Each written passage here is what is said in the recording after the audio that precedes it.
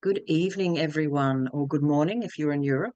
Thank you so much for joining us. My name is Michelle Maloney, and I'm one of the directors of the New Economy Network Australia, or NENA, as we fondly call her.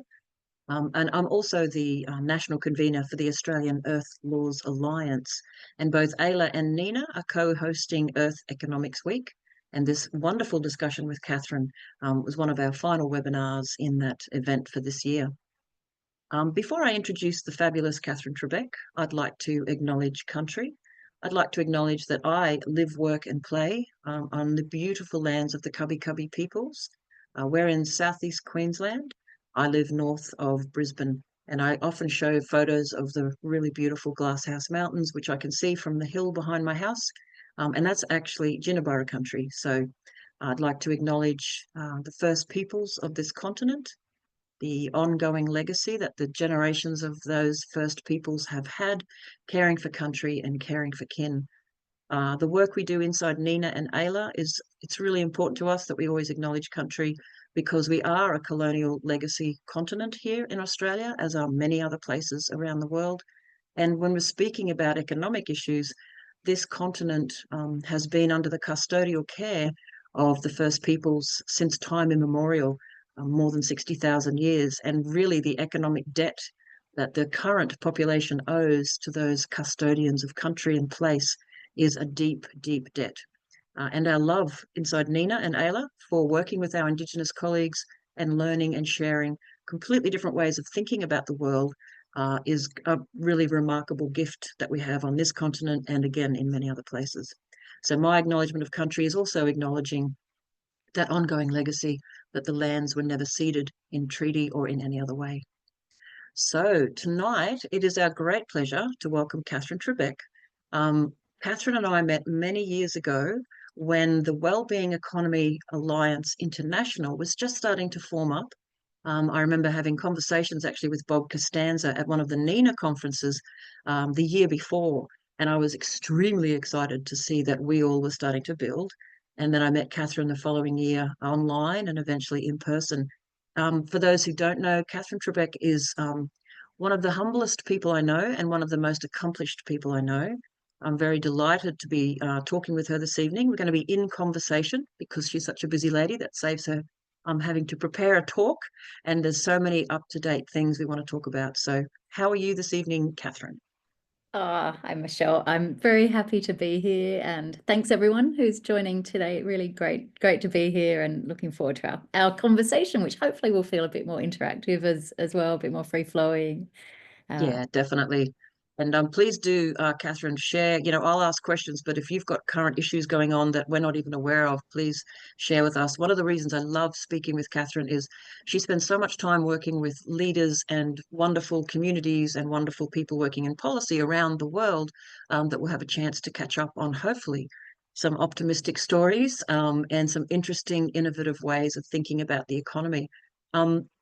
Before I wonder, Katherine, if you would like to just talk briefly about some of your affiliations, because I'm always excited when I see your name next to the Club of Rome, because, someone in my generation, it was the Club of Rome we looked back to as really looking at ecological limits and developing those scenarios in the 70s that unfortunately some of the worst have come to pass. But would you like to perhaps introduce yourself in terms of the affiliations you have and the places that you work? That would actually be nice for folk. Sure, Michelle. And I want to also acknowledge that I'm on Ngunnawal and Ngambri country here in beautiful Canberra.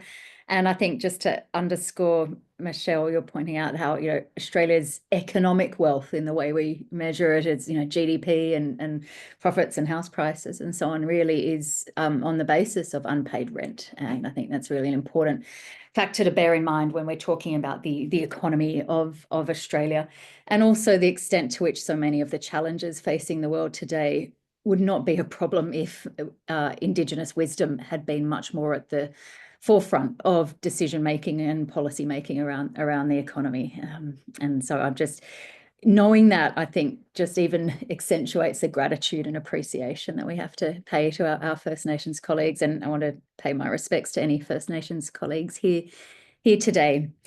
Yeah, so my work, the professional term for my work is probably that I have a portfolio career at the moment, but to be honest, it feels like a bit of a dog's breakfast in that I'm doing a whole lot of different roles, and some of them are more consistent than others. So I spend a couple of days a week working with a group called the Next Economy, who work with regions who are trying to imagine what's over the horizon of a coal-dependent economy. So places like Mount Isa, Latrobe, Glasgow, and through them wanting to talk more about the macro economy. I also have what I think is probably one of the coolest job titles in the world with the University of Edinburgh, and it's writer at large, which I think kind of sounds like writer on the loose. And what I'm doing there, one, I teach a master's course in the wellbeing economy, or a master's module as part of a planetary health course. And I love that. It's utter privilege to do that and meet young folk from all over the world who are interested in economic system change. But my brief there is to explore how ideas from the thinking and concepts of compassion speak to economics and economic change. And so I'm really at the beginning of a learning curve about learning about compassion.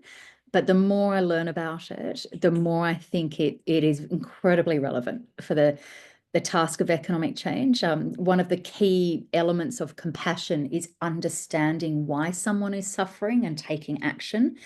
So not just feeling sympathy or empathy, but really understanding. And to me, that is another way of saying you've got to get your head around root causes. So it takes us to an economic change conversation rather than just downstream charity without digging into the root causes. And hence that means we have to look at economic system change.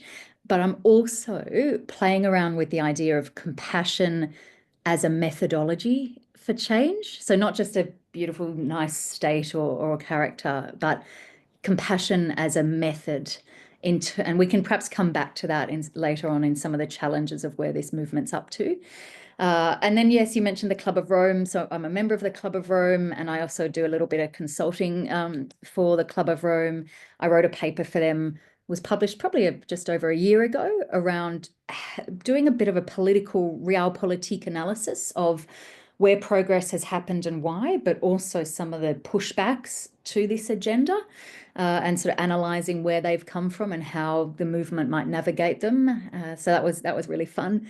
And then I do smaller pieces of work. So, for example, last week I was up in Lismore working with economic development folk in the Northern Rivers who are really wanting to put the wellbeing economy at the forefront of their economic development planning. So that's really fun, and getting to meet people who are excited and curious about this agenda. So yeah, lots of different pieces, but all of them aligned by this work on how do we change the conversation and then the practice about the way our economy operates.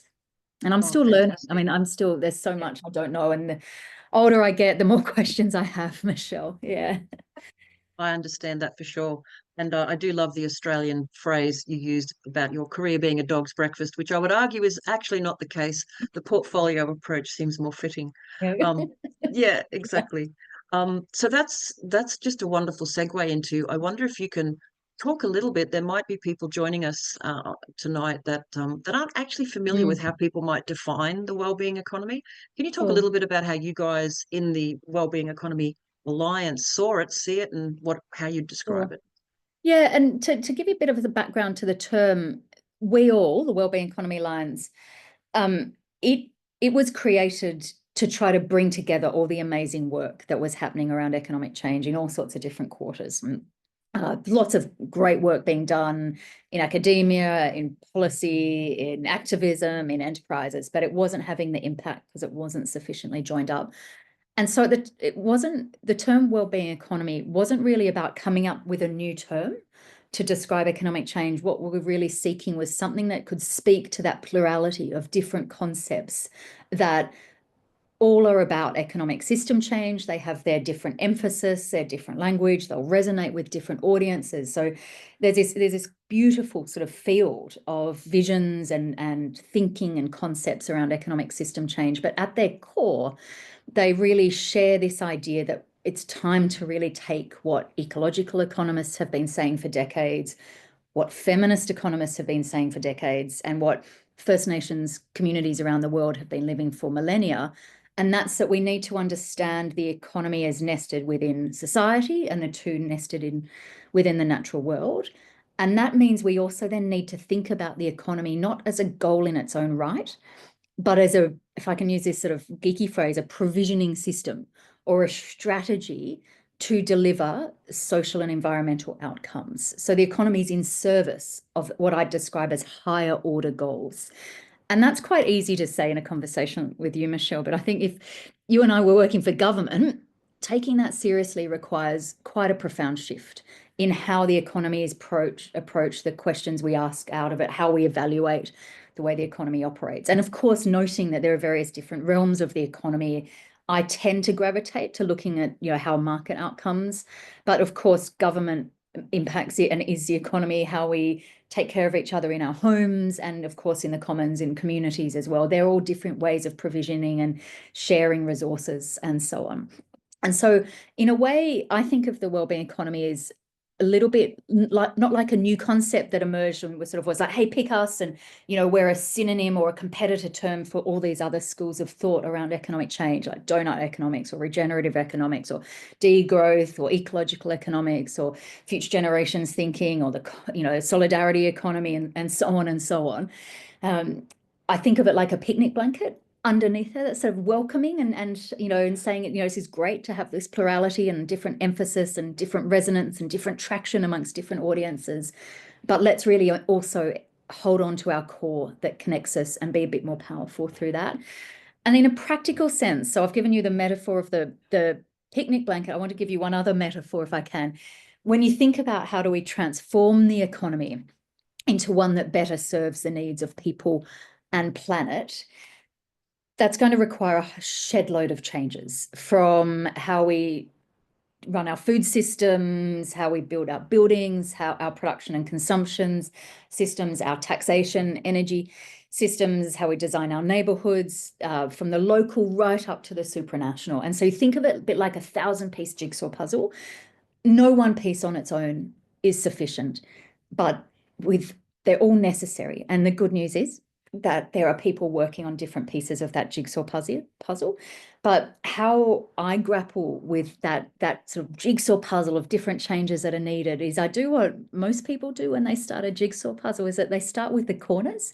And so you can loosely cluster these changes into what I call the 4 Ps of the wellbeing economy in practice. And so it's just a sort of visualizing tool, nothing more hardcore than that. But there's purpose is the first P, prevention is the next one, pre-distribution, and people-powered. And so purpose really speaks to, what's the questions we ask about the economy? What is the purpose of the economy? Getting our heads around the difference between means and ends. So not economic growth for its own sake, but saying what's the direction and composition and distribution of that growth at the micro level. Similarly for enterprises, is it just focusing on profit in a very narrow sense, or is it seeing commercial viability as a tool to enable environmental or positive social impact? The next one, prevention, is really recognizing that currently so many government resources, and they've got a big fiscal price tag on them, so much government effort and resources gets spent downstream after the fact, repairing, healing, fixing after the damage of the way we currently design the economic system has been done. And there's a term that comes from management literature, failure demand, but essentially describing the avoidable costs that governments spend on because of that reality. And whether you think of the extent to which governments are spending on rent assistance because of our screwed up housing market, or on homeless shelters, mental health treatments and therapies. I live just near a hospital, and you'll probably maybe hear a helicopter at some point tonight. Spending on a lot of accident and emergency. The huge amount of prescriptions in Australia for anti-anxiety treatments because people are stressed and feeling out of control in their lives. And then ecological economists would, of course, talk about defensive expenditure. So much of that spending after end of pipeline, cleaning up, repairing after Alfred, as we were talking about, or, I was in Lismore last week, cleaning up after the floods that are still going on, that rebuilding, repairing. So it's a shed load of money. So it's this current system is profoundly inefficient in its own terms. And so essentially this prevention corner is about saying, can we dare to ask the why question and look upstream and take action at the root causes? So, the more our jobs give people a sense of autonomy and purpose and dignity, the less our GPs will be having to write prescriptions for anti-anxiety treatments. The more jobs give people enough hours and a decent wage, the less our schools will be having to spend on remedial education classes because of the impact on children's education of poverty and so on. And folks will have their own examples. And I guarantee you, once you start listening to the news and government announcements through this lens, you'll see examples of failure demand everywhere. I mean, speaking of hospitals, last year's federal budget had a huge increase in the health budget to deal with more the impacts on health of extreme heat, increase in spending for rent assistance and so on, right? You get the point. The next one is pre-distribution. And this is saying, yeah, that sort of 20th century model of governments rebalancing and reducing the gap between rich and poor in an economic sense through taxes and transfers is important, but it's quite a heavy lift. And folks will probably recognize, those of you who are from Australia will know that the conversation around raising taxes in Australia is pretty damn challenging. And there's a hell of a lot of stigma around welfare as well, which, I mean, is utterly horrible, but that's a political reality. So it's a hard ask to get government to really do that redistribution. And so pre-distribution comes from an American scholar, Jacob Hacker, is essentially saying, how can we get the market economy to do much more of the heavy lifting first time around, so that the balance between rich and poor is much fairer, and we get better outcomes too. So in an environmental sense, we're not externalizing impacts, but we're actually including the correct prices. So to give you an example, there was an ad in a Scottish newspaper recently saying it is cheaper to fly from Edinburgh to London than it is to get the train from Edinburgh just across the country, 40-minute train ride to Glasgow.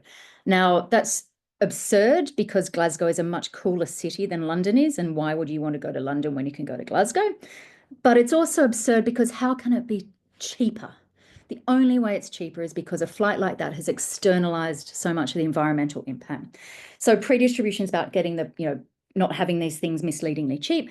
And it'll be things like workers' cooperatives, community wealth building, where you're having a much better balance of economic resources. And then the final one is people-powered.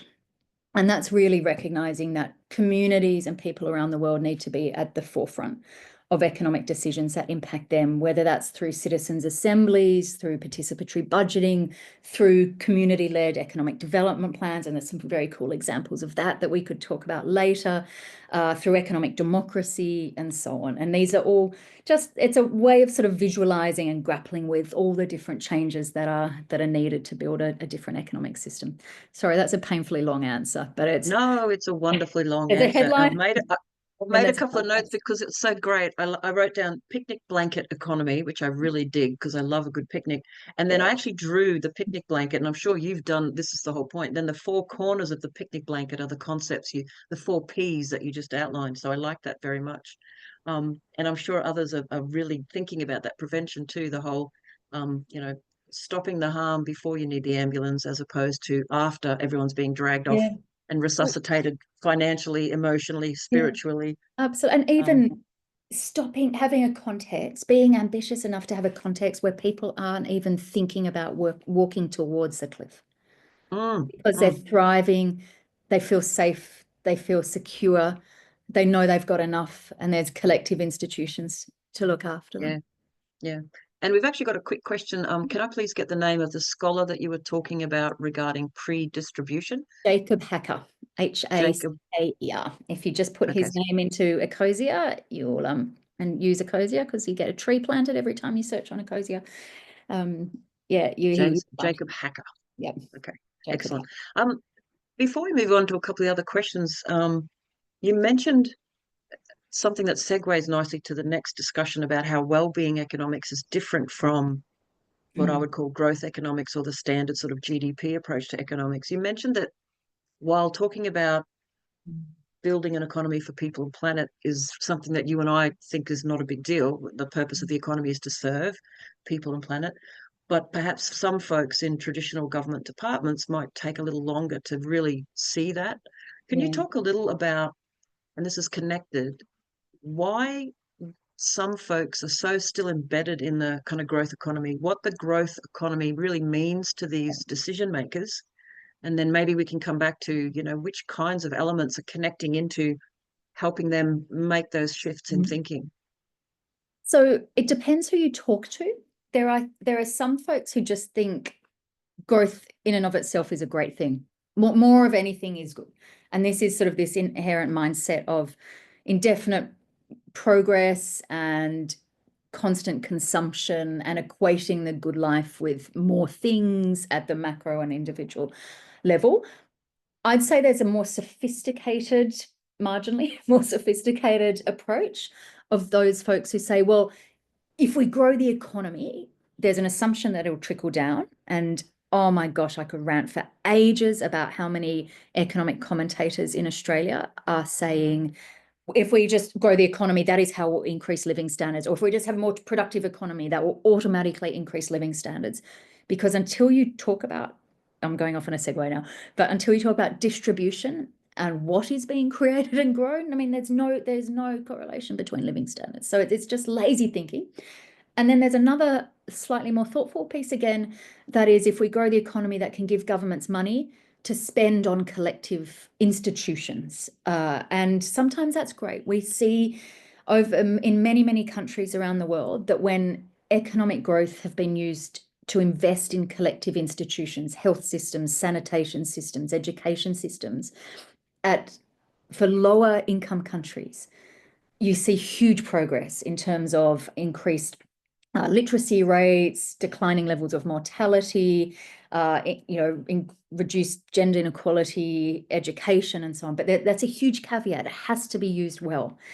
But those returns start to tail off. And that's a question we're not allowed to ask or entertain in Australia, because that idea of just infinite growth and that's always and ever good is just so lodged in our brains. But the slightly more sophisticated argument is that grow the economy, then we can spend it on things we need as a society. Now, we on this call could have a lot of conversations about whether our government's spending that money on subs and etc. And wars but sometimes government spending on hospitals, on public health, on national parks. I mean, that's a great thing. And then a lot of it is spending on failure demand downstream after the fact. And so there's this sort of almost vicious cycle that creates more demand for growth in itself. And so there's sort of almost a spectrum of views. And of course, they are locked in by how pension markets work, how a lot of investment decisions on the stock market work, by international accounting rules. There's something called the UN System of National Accounts that basically says to government how they have to tally up and account for their rules, and also just how governments are so often held to account. I mean, you will see that Jim Chalmers being absolutely berated by the media and by the opposition if there's tiny, tiny falls in our gross domestic product, change in the gross domestic product per quarter. Now, no one is saying what's under the bonnet of that. That's an inappropriate metaphor, so forgive the car metaphor, but what is it that's growing? Was it more renewable energy? Was it more maybe community co-ops? Was it more tool libraries? I know you've got a brilliant tool library in Brisbane, but actually a lot of that won't be counted because it's secondhand and so on. So it all depends. It's essentially GDP. I'm going off on one on GDP at the moment, but it's also it's how marketized our economy is, how much we've squeezed social and environmental life into the market economy. But it has a profound lock-in, but it's only relatively recent. I mean, GDP was created by Simon Kuznets during the Depression to help measure the impact of the New Deal, and then to help measure the impact of war on the economy so governments could plan. But because of various institutions that were put in place after the war, UN, the IMF, the Bretton Woods, all those things have sort of accentuated that lock-in of growth. And I will say, in the post-war era, it's an era that was described as the golden age of capitalism because it worked for white working class men in countries like ours in the US. You did see decline in economic inequality and so on, but that of course start to fray, and there's huge caveats with who it worked for, and we were sort of doing this to the impact on the planet. Yeah, absolutely. And I think people do look at the wonderful late Will Steffen and other Earth system scientists would talk about the great acceleration after the 1950s, that massive explosion in technological capacity and expansionism and extractivism. And yes, it's all economic growth, but exactly as you said, the distribution of that was very limited. And in those days, people of color, women, all the others who were not just white middle class gentlemen were not able to speak up about those problems until systems have changed. Katherine, if you had to say in a nutshell how the idea of well-being economy is different from growth economics, just a nutshell kind of, how do you describe that to people? Yeah, I'd say it's really fussy about growth. It's sort of taking a sort of qualitative lens to what's being grown. I mean, there is loads we need more of in Australia, loads of different communities. Maybe need more public bike lanes or more community food co-ops on their high streets, or locally owned renewable energy initiatives, for example. And maybe folks could, put in the chat, there's loads we need more of. And then there's lots we need to power down because it's misaligned with what's good for people and planet. And so it really is. I mean, the simplest way I can say it is it's about being really fussy about what we grow and nurture, but also we're doing it because it's good for people and planet, rather than just assuming carte blanche, grow whatever and assume that's a good thing and everything will be right. I mean, there's almost this sort of lazy assumption that often you hear is just, well, grow the economy and that will be an automatic read across to better jobs, reduction in poverty, better lives for people. And I think it's really hard to look at even very, very recent history and see that that's been the case. We see huge levels of economic inequality. Economic wealth has been captured by those at the top. We're pushing Mother Nature beyond what she can handle. She's hemorrhaging every day. And we're seeing people are not feeling safe and secure with a sense of purpose and dignity in their lives. And so they're what I describe as sort of 20th century recipes that I think it's time to we are now beginning the second quarter of the 21st century.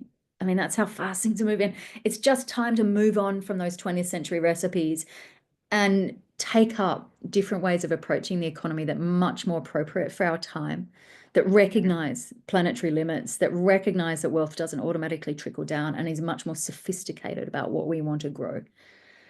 I'm giving you really long answers. I'm sorry. I'll go. No, it's wonderful. This is the point. We invited you to talk, not to listen to me. So no, it's wonderful.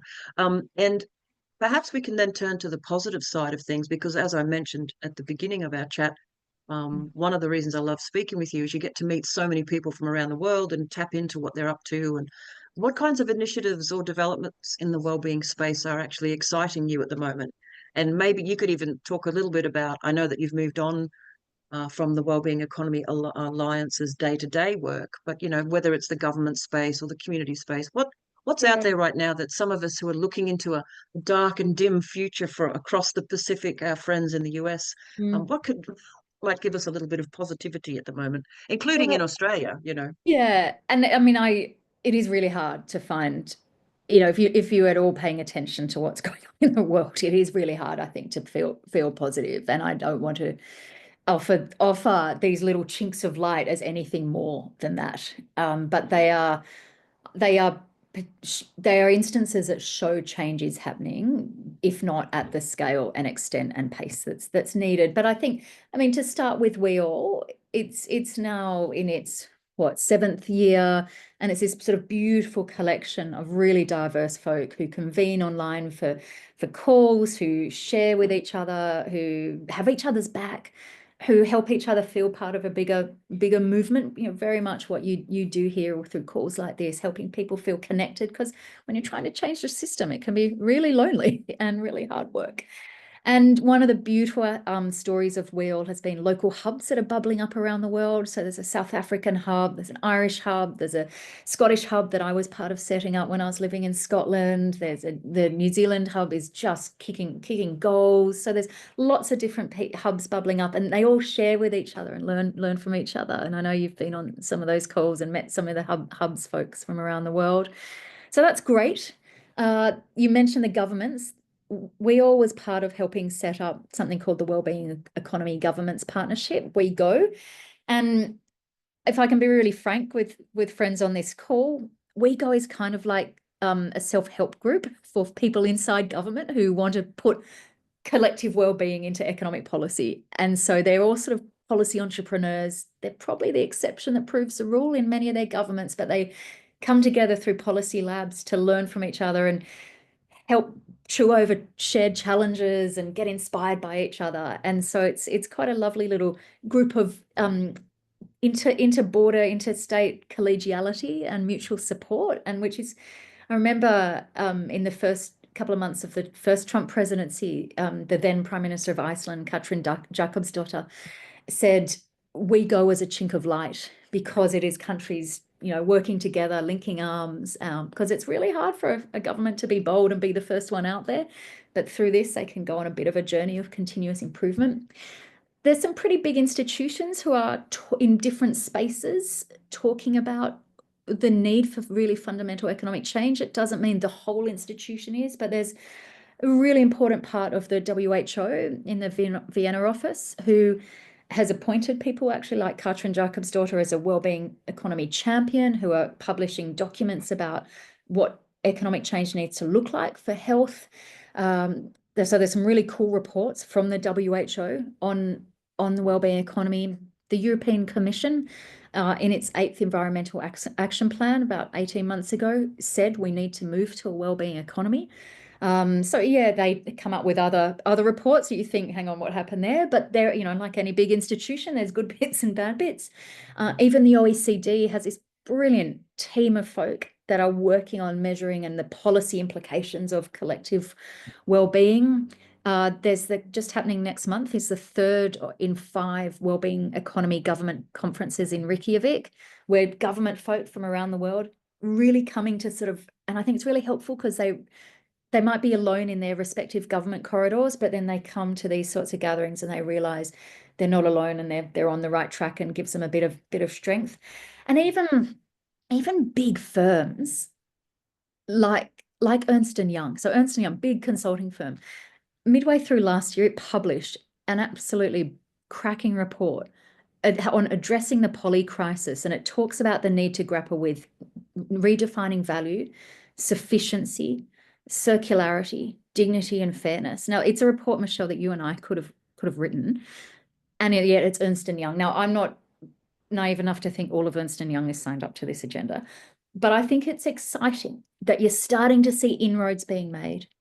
And then, of course, at the smaller scale level, there's a ton of incredible enterprises who are just rolling up their sleeves and taking care of their staff, maybe transferring ownership to staff. I'm a big fan of the worker co-op employee ownership movement, embracing circular production and consumption patterns, and then a ton of community organizations and individuals who are just rolling up their sleeves and building it in localities that in different places and at different scales. And they prove that it's not just desirable, they prove it's doable. So that they're more significant beyond their individual footprint, because they're the pioneers. So there's some cool stuff happening there. That's good. There's And also Katherine, I some wonder, challenges sorry. too, but no, we can go into them later. Yeah, there's so many challenges, isn't there? You want Well, and I don't want to get negative, but it sort of connects with one of the questions I had for you, which was when the current federal government was elected, their interest in wellbeing economics was broadcast through that first budget, and they talked about wellbeing, a wellbeing budget and different things. And then the second year, we just didn't see it. Do you have insights into, I mean, there's some cynical approaches to why that may have happened and how they got hammered by the press and how they get, in this country, particularly hammered by large extractivist industries that control a lot of the economic and media discourse. But what's your feel for why it didn't get more traction and how difficult those barriers really are and were. Yeah. So, I mean, there's a huge irony here because one, Australia was ahead of the game on the measuring what matters piece. Australia, if you look at the OECD, Organisation of Economic Cooperation and Development, it has a ton of sort of timelines of its member states, and Australia was out there ahead of it. The Bureau of Statistics had a measuring Australia's progress index sort of 15, 20 years ago. So one, there's the irony that we're catching up, but two, we're sort of getting up with what's normal in the OECD. Over 70% of OECD governments have multi-dimensional wellbeing frameworks. So Australia's efforts with its Measuring What Matters framework is just like, well, hurry up, get with the times. It's patently not enough, though. It was never a wellbeing economy. I didn't really hear them talking about a wellbeing economy. I heard them talking about measuring wellbeing more broadly. And if anyone tells you it was a wellbeing budget, it was nothing of the sort. So there's basically a whole lot of sequence in this. You need to really focus on what people say matters to them. So they should have done a big national conversation. They skipped that step. Then the next step is to measure what matters after you've asked people what matters. So that's the Measuring What Matters framework.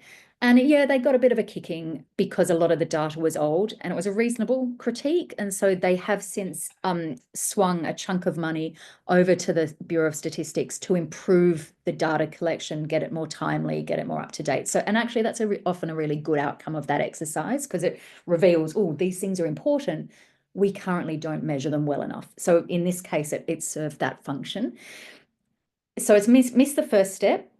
But getting better on the Measuring What Matters step, and you can critique the framework and so on, but it's better than nothing. And they've got their gender budget too, and they've also late last year came out with a statement of ecosystem accounts as well. So they're starting to broaden out. But then the key thing is you need to make the measures matter. You need to use them to do the upstream policy analysis that would show, okay, the Measuring What Matters statement showed that these groups are falling behind, or our economic inequality is getting worse, or our rivers are, salting up, or our beaches are full of plastic. That's what it should reveal. And then you should do the upstream analysis, and then you should design policy instruments to work on those upstream causes. They're stepping tentatively into issuing guidance for budget applications to take account of the Measuring What Matters. So it's not compulsory. They're starting to encourage more cross-departmental work, which could be really exciting because, as folks on this call will know, things like the health outcomes are not the preserve of the health department or the hospitals and so on. So, but they're a long way off a really robust wellbeing budget as well, which I actually think the idea of budgets in Australia get way too much heat and light. It's that frenzy around budgets, I think, is disproportionate because in a way they are funding a policy program. So it's sort of like when you take your purse out when you've been to the markets to pay for what's in your shopping basket.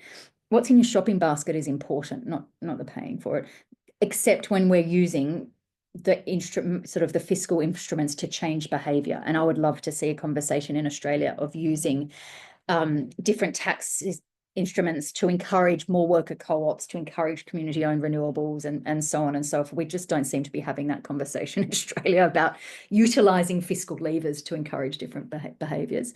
Procurement is an exception to that. Government, I think, is using procurement to encourage circularity and sustainability and even gender equality. Here in the ACT, they have something called Gender on the Tender, where all construction contracts have to show how they're going to increase the number of women at all levels. So yeah, so basically they've sort of skipped a step, getting better on the Measuring What Matters bit, but not yet making those measures matter in a robust way to transform policy making, to then transform the economy, and even that is not the ultimate goal. The ultimate goal is we have, a context in which people and planet thrive and survive rather than just survive. So it's sort of, there is a critical sequence here. And there's a paper that I could put in the chat that Warwick Smith, who I know you know well, he and I wrote for the Centre for Policy Development. And we've got some of those sort of analysis of the sequence and the different order of things that is really important. Yeah. Oh, if you could suggest articles for people to read, I think they would love that. And if you don't have time to pop it in the chat right now, if you share them with me, we can pop them on the NENA website. It's called Yeah, Wellbeing so Economy in Brief, if someone's fast enough to grab it on the Centre for Policy Development. Yeah. CPD. Yeah, I should be able to do it too. We might just go, there's a couple of questions Great. from folks in the audience. So Bryn has, hello up north of Queensland, Bryn.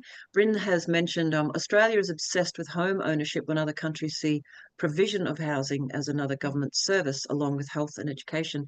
How can we steer Australia more towards providing social housing? And thanks, Laura. Um, oh, Bryn, absolutely bang on. Yeah, it's astounding for me. I mean, I lived in Scotland for almost 20 years, where even though social housing there has become a relatively residual, it's still about, I think, about 20%, if I'm not mistaken, of the housing stock. And you have these actors, and there's social enterprises who actually make an incredibly positive contribution to their communities. And here, it's baffling how people treat housing as an investment if they're lucky enough to be able to afford to do so. There's also a sense of, almost, if you're wealthy, this sort of assumption of the entitlement to having a coast house and maybe a country house. And also big homes. Do you know, here in the ACT, by square foot, we have the biggest homes in the world. And this is a town where we pride ourselves on, look, we've got roof solar and look how progressive we are. And yeah, but we've got these stonking big homes. I think part of it, there's almost this sort of chicken and egg piece, Bryn, and I'd love your ideas because it's something I don't have all the answers to by any means, but around people's sense that their livelihoods in old age will be taken care of. And in Australia, with old age pensions, as with many other collective institutions, they've been stripped back to the bone and hyper individualized. And so you've had individuals are basically saying, well, I'm on my own pretty much. The age pension won't give me the standard of living that I'd like to aspire to once I retire. And so I have to, whether it's through my super or my property portfolio, take care of myself on the assumption that the capital gains will increase. So it's a form of rent seeking as well. So I think there's a lot of dynamics, and of course, and I think it is really good, since I've been back in Australia, I have seen the debate shift. We're now talking about negative gearing. We're now talking about the inequalities inherent in the way the capital gain systems work. When I moved back to Australia midway through 2022, they weren't on the table. And so due to the efforts of various organizations, people are talking about that, and politicians are being asked about that. Now, they're both major parties are saying, well, it's not on the table, we're not going to talk about that. But you have to, the precondition for action is we have to have these issues talked about. We have to build up a head of steam that governments feel they're on relatively safe space to stare down the hysteria that will inevitably come.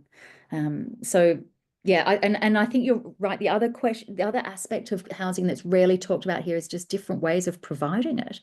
As you're right, in Europe, we're in a ton of different models, co-housing, co-ops, co-housing.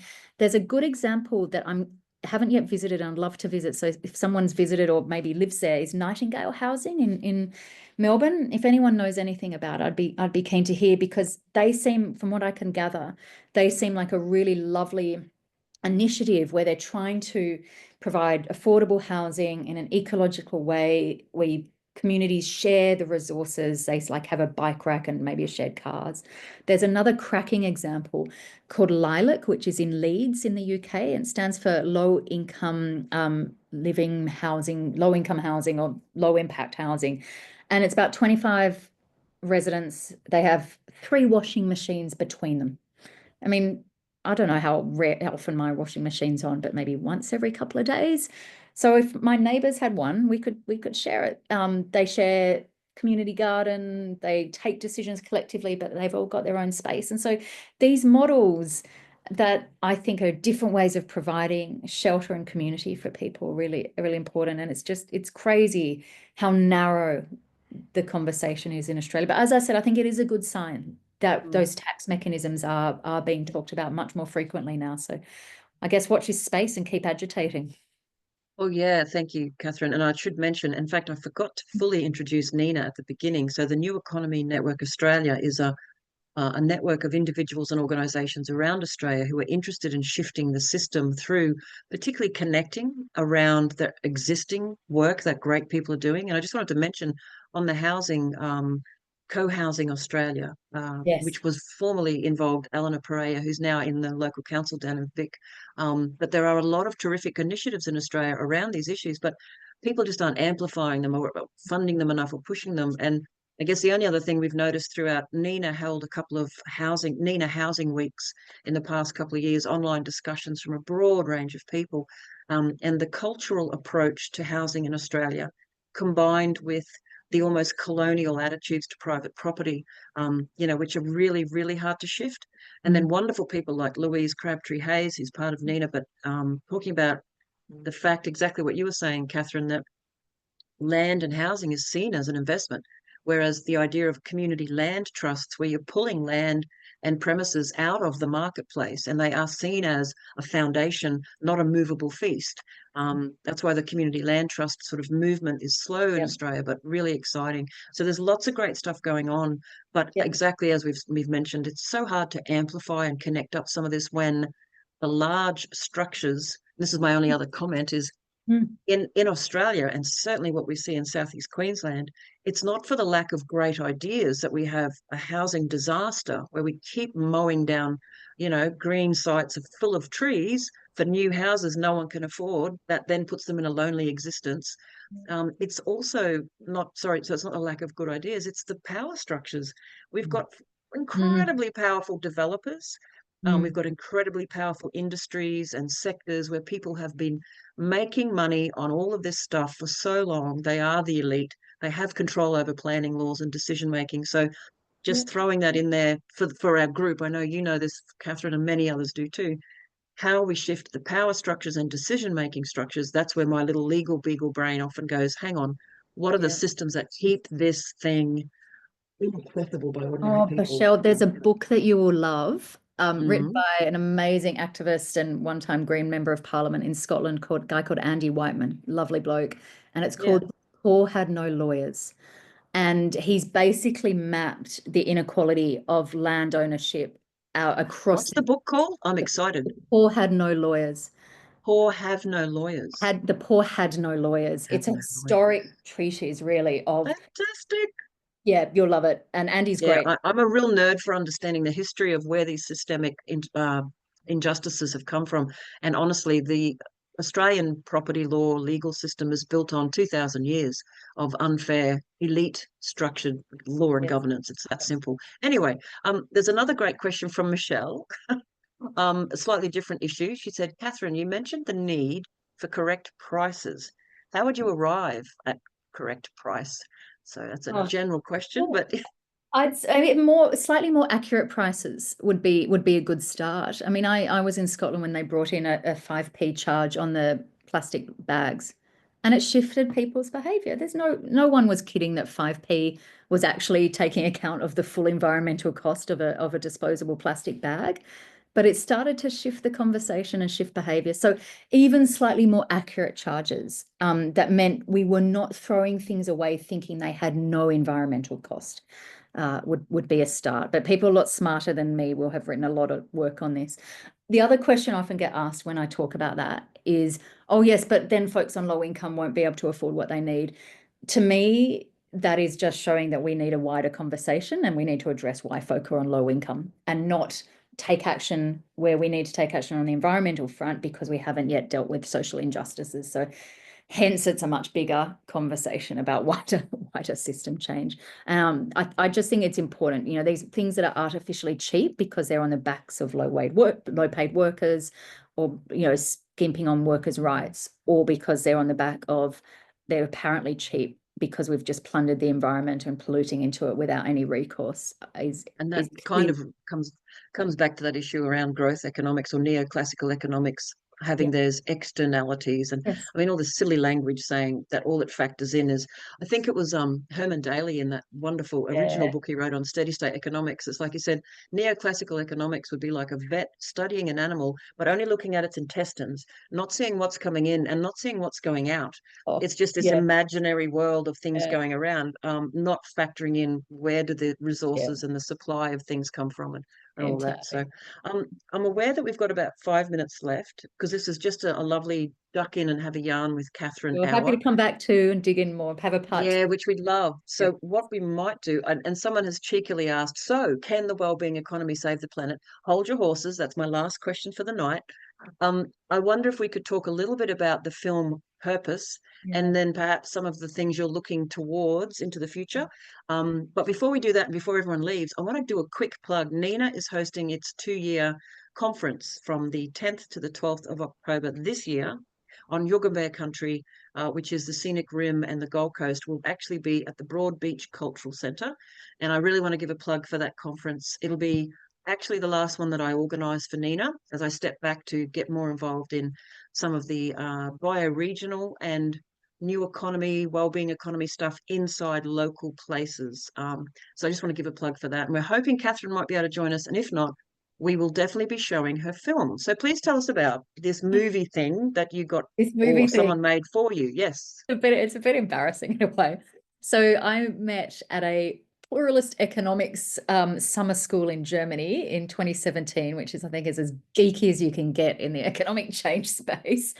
And I was teaching at one of the modules of that course, and this chap, this lovely guy who was probably 20 years older than most of the other students, Martin, was attending my module.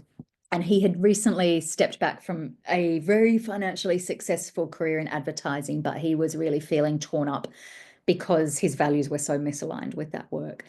And he was wanting to learn about different ways of doing the economy. And I happened to mention to him that I was going off to do some research to try to create, as I mentioned earlier, what became the Wellbeing Economy Governments Partnership. At the time, we were calling it, we wanted to create basically an alternative to the G7, and that's the ambition. We haven't got there yet. And Martin just thought, well, I want to tell that story of these governments. And so he, for a couple of years, followed me around with his gorgeous cameraman, Nick.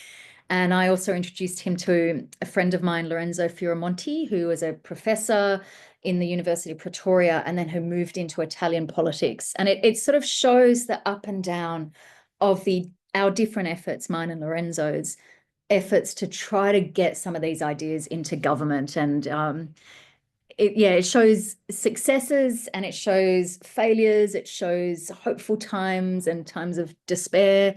And it shows incredible people inside government, and also just how hard it is to move government too. So Martin is up for showing it to 3 people, 30 people, 300 people, and it's purpose.film. And you see some, I'd say most importantly, you see some beautiful footage of Scottish mountains as well. Yeah, It's but always great. you're not biased at all for mountains in Scotland. No.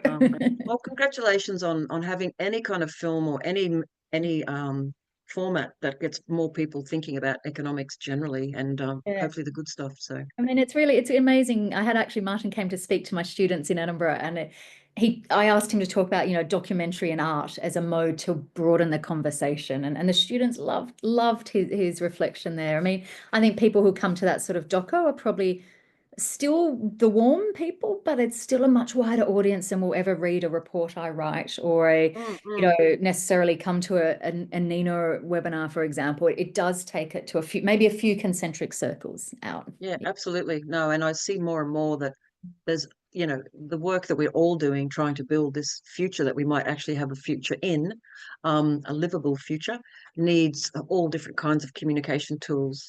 I've got a really good question from Marco here. He's actually asked two, but just quickly, do proponents of the wellbeing economy take a specific stance on the level or scale at which economic considerations should be carried out? Local, regional, global, Oh, etc. And I love this because I'm a scale freak. I'm a fractal freak. Everything all at once, yeah. interconnected. But what's your answer, Katherine? Yeah. So, I mean, this is my personal answer is that I'm a big fan of subsidiarity. You basically, it's a sort of mantra of the European Commission. You take the decision at the localist possible realm. And for some, that might be the national economy. Some it might be the neighbourhood level. And also, I think, in line with the 4Ps, you have as many people involved and as diverse a bunch of people involved as possible.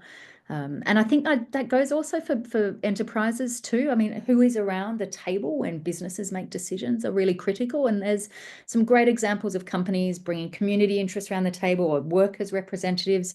And then you get amazing companies like Faith in Nature, who are an Edinburgh-based soap, shampoo, shower gel company. They're big. Every bathroom you go into in the UK will have something from them, I bet. And they have someone around their board whose job it is to represent nature. That's her job. Nature on the board. Yes, you're talking my language, the ecocentric girl over here. It is a very interesting space and connects to things like rights of nature, legal personhood for nature, and all that stuff. Yeah, Yeah. yeah. So subsidiarity, I think it is a very EU structure because it's embedded in their legal system. And Yeah. in fact, this is something we argue for in Australia, the fact that our legal system is so top down from its historical colonial origins that the local, in the law and in the structures, the local often doesn't have a voice. So yeah, I'll that's a just really add Michelle Bowens, who's one of the sort of founders of the yep. peer sharing. He talks about, if it's heavy, share it locally. If it's light, share it globally. So a webinar Ah, like this is, well, I mean, yes, this has, environmental energy cost, but there's people from various parts of the world here. But the table I just bought from, the Buy Nothing group, or not Buy Nothing, the marketplace, the secondhand table, that's damn heavy. And I was only going to get it from somewhere in they the had to get that local. world. Yeah, ain't shipping that one. Yeah, and that's not sharing it, I know, but that's an example of like trade and so on, because things get Yeah, shipped around the world when they have no need to. So there's yeah. what's sort Actually, of relevant. yeah, and that's something we've got inside NENA. We have little hubs of people. Since COVID, they slowed down a little bit. One of them is the localization hub, and those folks often say, if you look at global trade, sometimes you've got countries importing as much beef as they export, and a lot of this stuff makes no sense. And that whole, Yep, if it's heavy, don't it's don't good. move it around too much would be a Yeah. great tip. One quick question before we get to the end question, and that is, Katherine, could you or anyone else on this call recommend a good academic primer on the concept of the wellbeing economy? Should we all put our heads together and write a little textbook for the economics students, or is there already one out there? Oh, yes, there is. So there's one written by a brilliant movement of economics students called Rethinking Economics. It started at the Yes, University yes. of Manchester, and they've written a book. I think it's just called Economy. And basically, Okay. they started because they were saying to their lecturers, "Stop teaching us this rubbish that bears no resemblance to real life." Remember this. But Yeah. as an update to this, just as a bit of Westminster intrigue, the founder of Rethinking Economics is an amazing woman called Yuan. When she finished uni, she went off to be the Financial Times correspondent in Beijing. She since came back, and she was elected to Parliament last year for a new seat in Milton Keynes. And I don't know if anyone caught the news in the last few weeks, but 2 Labour MPs were stopped entering Israel. They were going to do a sort of, I guess, study tour, inspection tour, and Yuan was one of them. So it's great to have her inside Keir Starmer's government. I suspect there's some stuff that she's not entirely happy with. And some other books. There's a ton of resources and books on WEAL's website for different ways of thinking. Obviously, Kate Raworth's Doughnut Economics is a good one. A Finer Future by Hunter Lovins and Stuart Wallace and others. There's so many of where your interest goes. So yeah, I'd make WEAL's website would be a start. Yeah. Excellent. Thank you. And before we wrap up and say goodnight, can the wellbeing economy save the planet, Katherine? It's not a big question at all. Well, on one level, I don't care what you call it, but I think economic system change is the only thing that can change the planet. So, whether you gravitate to one of those other concepts on the picnic blanket, or, it doesn't matter if you call it wellbeing economy or not, but what we're talking about is fundamental economic system change. And that is the only thing that will change the planet in a social justice sense. If you look at why people are reaching for, many of the reasons why people are reaching for sort of short-term fascist politicians, why people are despairing at the state of their lives, but also why Mother Nature is hemorrhaging, it all comes back to, social justice and the environment are two sides of the same coin. And, the coin is the economy. Also, the Club of Rome, one of the big findings of their Earth for All report was that the speed of action on the environmental front is a function or a factor of the speed of action on tackling inequality. So these two, got to do them together. And so doesn't matter what you call it, but only economic system change will save the planet. That is a wonderfully bold statement. Can I just get the name of that publication that you've mentioned for the Club of Rome? Earth for All. So in Earth for All. 2022, they did the 50-year update from the limits to growth. And so they did modeling and an economics transformation commission, and they have what they call the 5 turnarounds that are needed to shift from too little, too late scenario to a giant leap scenario. And the 5 turnarounds are around gender, economic inequality, food systems, energy systems, and something else that I can't remember. But well, hopefully it's the environment, because she's the one that's holding up everything. So yeah, no, I think environment's incredible. Anyway, it's in. Anyway, that's great. I had actually heard that they'd done this big review, but I didn't ever catch the name. And That's great. It's an easy read, and there's some really cool resources on their website, and their socials are great too. Yeah. Good. Okay. Well, look, Katherine, thank you. It's been an absolute delight to go almost on a trip around the world, thinking about all these other places that are experimenting and developing these ideas. Sorry, someone's just asked, could I put the yep, it's called, hang on, the Club of Rome. Yep, Earth for All. That's it. Thank you. So, look, Katherine, thank you for joining us on this fine Thursday night. And thank you, everybody else, for joining us too, and for your patience as we had to reschedule the webinar due to climate change bringing cyclones into strange parts of Australia that don't often see them for at least 5 decades.